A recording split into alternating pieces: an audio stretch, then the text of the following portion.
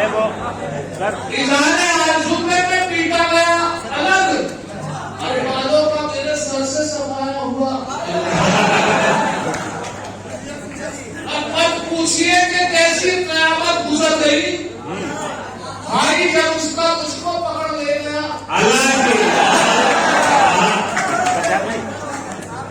पूछिए कि कैसी क़यामत गुजर गई। भाई जब उसका मुझको पकड़ ले गया अलग।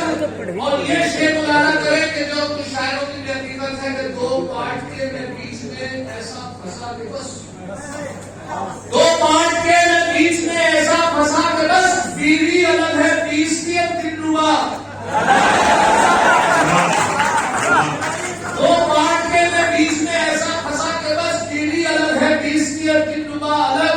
और झंझट की बस में कर न सका उस हसीन को, झंझट भी बस में कर न सका उस हसीन को। जादू भी किया, टोना किया, टोकता।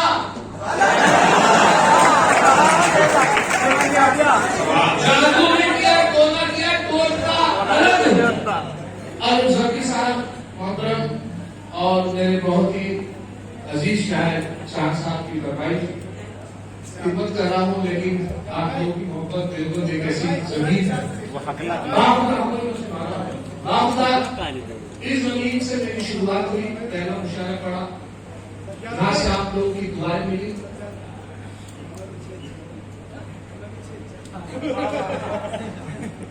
इतनी दुआएं के साथ ईद की नमाज आप किसी वक्त भी रखते हैं, उसके बावजूद भी हमारी फितरत है कि हम फिर भी भागे पकड़ते हैं। बहुत लोग भाग जाता है 9:30 बजे का वक्त तुर्की के अंदर। उसके बाद हालत ये कि उसके बाद भी इमाम साहब का ऐलान कर रहे हैं के साथ तशरीफ लाइए, जमात करने वाले लोग भागे जा रहे हैं।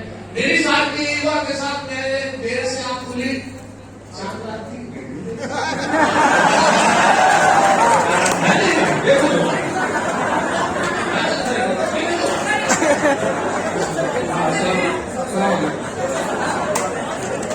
मैंने भी भाग की नमाज पढ़ी और अल्लाह का शुक्र है साहब मुझे पहली रकअत से नमाज मिल गई। मैंने अल्लाह का शुक्र अदा किया, लेकिन ये नींद के साथ कोई ना आखिरी मुफ्तदी के बाद शायद कोई आवाज मेरे अल्लाह का शुक्र पहली रकअत से ये बात भी, लेकिन एक रकअत निकलने के बाद एहसास हुआ कि दो लड़के बड़ी दुरुस्त हो गए। एक रकअत निकल गई, आगे मेरे बराबर में नहीं, आगे मेरे बराबर।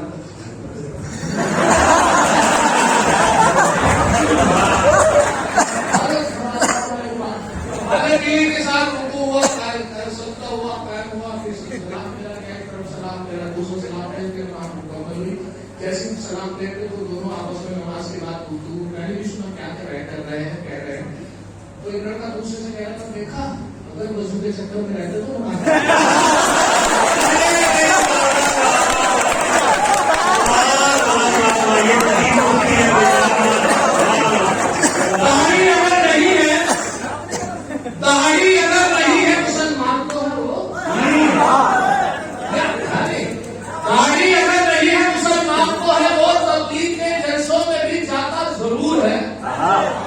पढ़ता नहीं नमाज कभी वो तो क्या हुआ, लेकिन जुमे के रोज नहाता जरूर।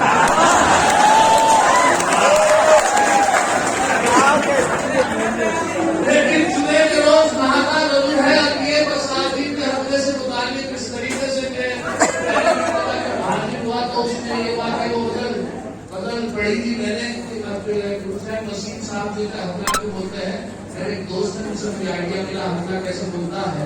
तो उसमें ये हुआ के साथ हमला तो उतना बड़ा सीधे किस्म का आदमी होता है। आप लोग जानते हैं कि हमला की बात नहीं कहता, बहुत जन्नत भी होता है क्योंकि वो बहुत बात कम करता है, बुलाई में रहता है।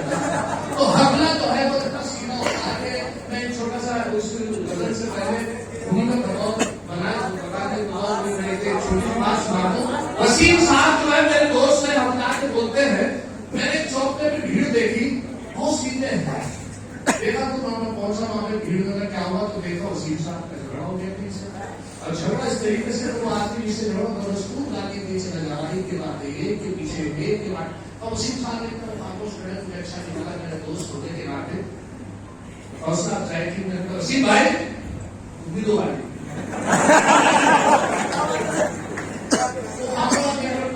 भैया घबराने क्या बात है।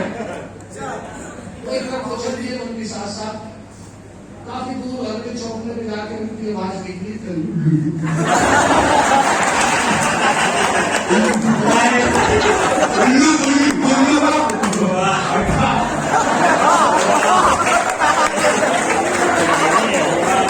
मैंने कहा भाई वसीम साहब, जब मैं आपके साथ था गाली भागनी चाहिए थी, अब भाग के गाली देना तो मैं सुन रहा हूँ। मैंने कहा फिर पहले शुरू तो वही करेगी।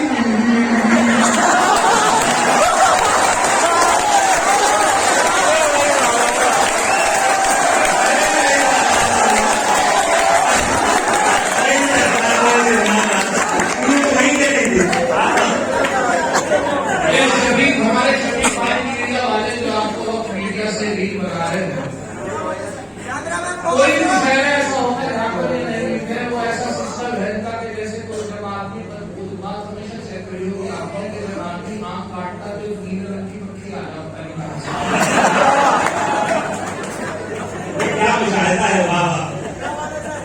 और ये बता दूं कि फोटोग्राफर कोई अच्छा होता है तो घरों में तान खान चीज अच्छी करी। और सुनिए साहब, अगले से पहले वसीम साहब जो मेरे दोस्त हैं, उनकी पहले तो इश्क चल रहा था। जब मैं आपके पहले मुशायरे में गजल सुनाई थी, उन्होंने मैंने आप तक पहुंचाई थी। फिर उनकी शादी हो गई, काफी अर्सा हो गया, मोहब्बत इसलिए अपनी बीवी से करने लगे कि वो ससुराल अब वो मायके चली गई, और मायके जाने के बाद वो वापस कई रोज से नहीं है, तो मायूस ढूंढने लगे। मैंने पूछा क्या बात खैरियत पर है, तो यहाँ से अपना सुना आप जो मैंने